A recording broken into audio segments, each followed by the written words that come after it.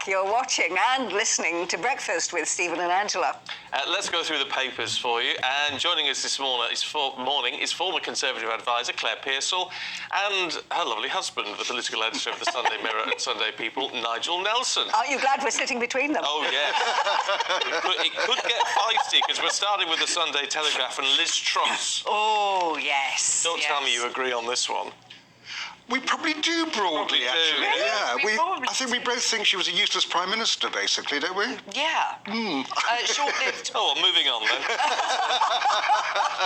But where we will disagree is I hate to say this, but I do agree with the low taxation route. However, I disagree with the way Liz Truss went about it. Well, she caused meltdown, didn't she? Policing us a meltdown, and I think it's quite a bold statement to accuse her downfall of being on the lefty economic people in the world. And you just sort of think, a currency speculator, not really very left-wing. No. No. You know, hedge funds and bonds, not known for their left-wing bias. So I think that's quite bold. It's 4,000 words. Which is quite a lot, and I think somebody worked out that it was just over 100 words per day of her premiership. Oh, yes. So we're all getting value for money from Liz Truss's premiership right now. Doesn't she have a fair point, though, Nigel? People want to see low taxes in a smaller state. Yes, they do. And nothing wrong with low taxes. It's a question of timing.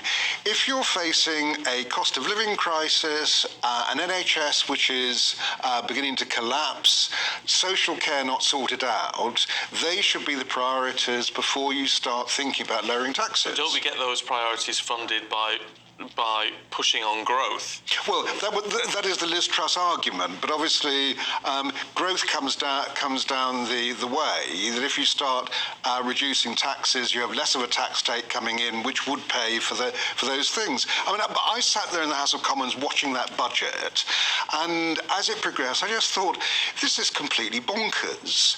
I could not understand what he was doing. The mere idea of trying to do a budget without any figures going to it, which is what sent the markets into meltdown. Why on earth he tried to scrap the 45% top rate? Doesn't raise a great deal of money anyway. So why do that? There'd be no clamour for it. None of it really made sense. And then the markets reacted the way they did. Because there was no money in the bank, basically. Well, it wasn't funded. I mean, there was no way of actually saying, we can afford this. And as Claire just said, that the speculators are not about politics, they're about profits. What they wanted to do was make profit, and they could see they weren't going to do it. But the markets have, I mean, not only have the markets stabilised now, the FTSE hit, I don't know, was it 10, 15-year high yesterday, 7,900 and something, or on Friday, I should say. All very, very positive news. At what point does Rishi Sunak say, actually, we know inflation's coming down, we can actually start to ease some of the tax burden now? I think you need to wait to see what happens. The Bank of England obviously raised the interest rate this past week, which I think will be the last one that we see, and inflation will go down. I think that's what everybody is predicting, that inflation has peaked, it is going to reduce. I think you need to be very, very careful that you don't trigger something too quickly. So I think the Prime Minister is probably quite right at the moment just to be a little bit cautious. We are only at the beginning of February. I think we need to wait at least another quarter before you start to look at it, which handily brings you into the realms of another general election period. Convenient, that. And you could look at perhaps reducing your tax rates at that point. Just before the election. Cynical person. Cynical Yes, or what? I tell you what, Yes. Labour's going to have to offer to lower taxes, aren't they, if you want to win an election? I don't think you need to at the moment, because people do appreciate there are more important things to get sorted out first. So I don't think Labour can actually do that. If they're going to spend money on the NHS or wherever, lowering taxes has got to be down the line. Yeah, we don't want them leaving another note saying there is no money. I know, and that was a joke. There was he did get pilloried for that. Hilarious. But Now, Nigel, we have to ask you about this extraordinary headline on the front page of The Sun. Yes, well, I mean, the burning question has been, who was it Older woman. An older woman who rode Prince Harry like a stallion, according to his new book.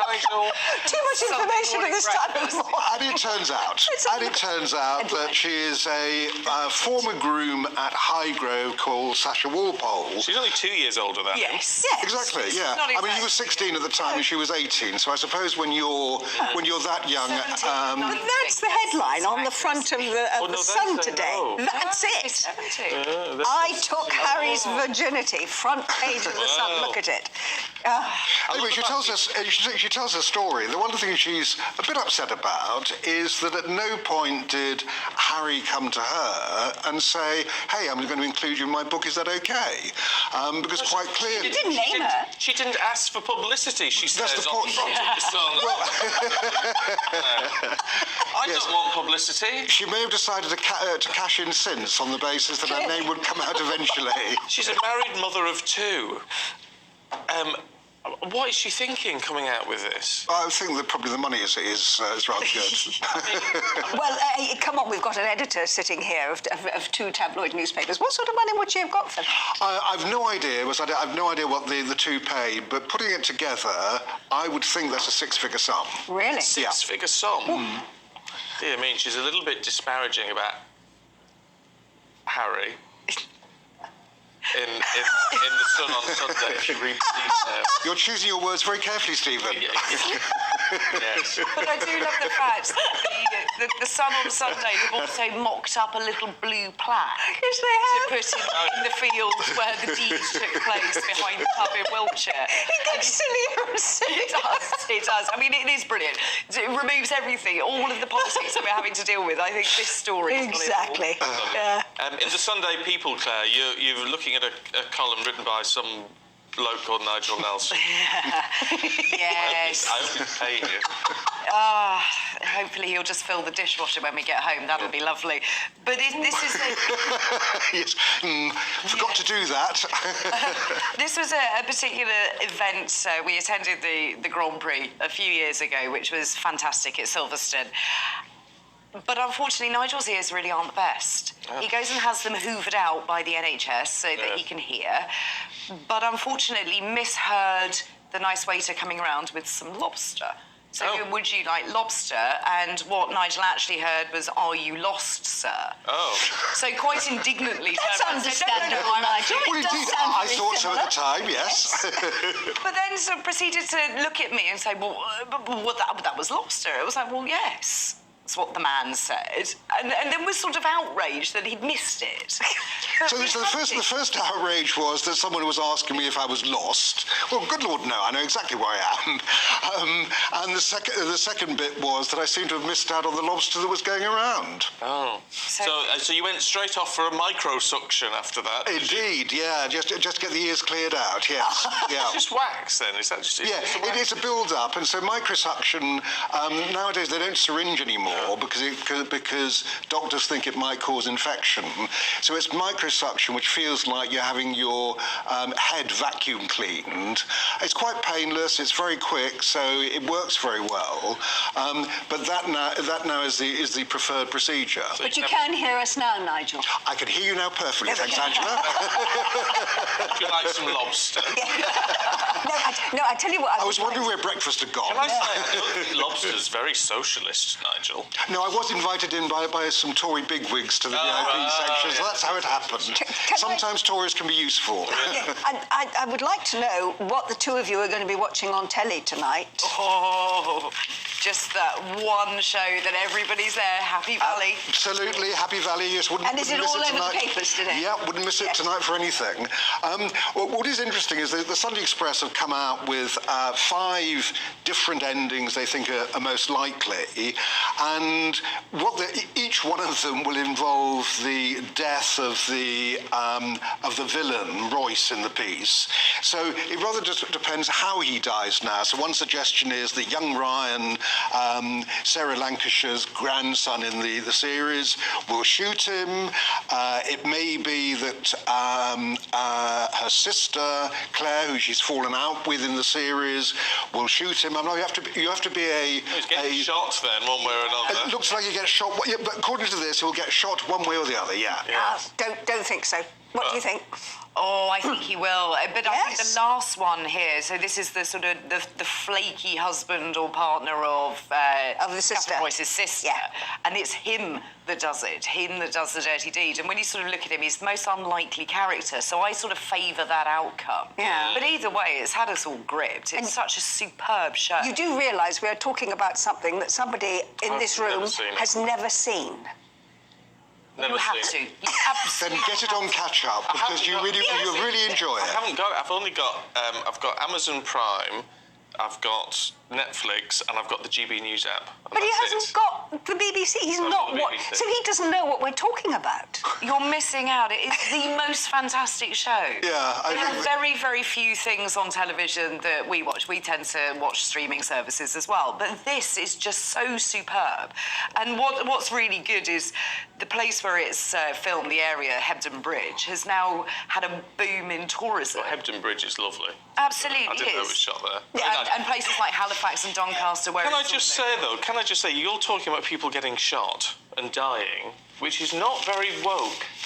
Not very woke. The No. Mail would be very upset about this, or... They would. And what this is it's a communications director in California, where Oh, there you else, go. who says there are certain words we can't use. And the idea is to get violence out of words. So, for instance, killing two birds with one stone is a no-no. That should be replaced with that'll feed two birds with one stone. Stop. But they do point out that some of Get your the... ears washed out. Stone. Scone. Sorry, yes, I'm here. One of the things that is points out here is that some things that are meant to be banned in California aren't actually violent. So jump the gun should be banned. But of course, that's not about shooting anybody. That's about runners going off too early when the starting pistol It goes involves a off. gun, though. But there's a whole load of them that you shouldn't use. Bite the bullet that she doesn't like. We should be saying, I will avoid that altogether instead. What about Deadline? Because that's the one I find most extraordinary. That's the other one, Bearing in Deadline. mind Newspapers, what are newspapers going to do without newspapers will never deadlines? be the same again No, if we nor use the television. word deadline. No. But to change it, so, from deadline, which everybody understands, to what's the due date? Which Due date? most That's people for would babies. assume is a pregnancy-related term. And I think if you said, what's the due date, everybody would look at you in the most mystified manner. And so it doesn't really have the same effect. A deadline is an imperative thing that you have to get to, which is normally a lot quicker than you wish it to be. But due date is a sort of lengthier time. What else have we got? We have got Let's Not Beat a Dead Horse. Right. Let's Well, focus on that. But again, the saying is, it's like flogging a dead horse. Yeah, and I don't see what the issue is. It doesn't mean it's going to encourage anybody to go out there and Flog find a dead dead horse horses. and then flog it. I just don't understand why people get so upset. You're not allowed to say that's not a bad idea, Oh, right. because that would be construed as negative. You have to say that's a good idea. Right. Oh, well, there you go. It's very interesting. The deadline upsets us very much indeed in this business. Yeah. We won't ask you what you call an exclamation mark, Nigel, in the newspaper business. Will you not? That's another story. Thank you both a little bit later on.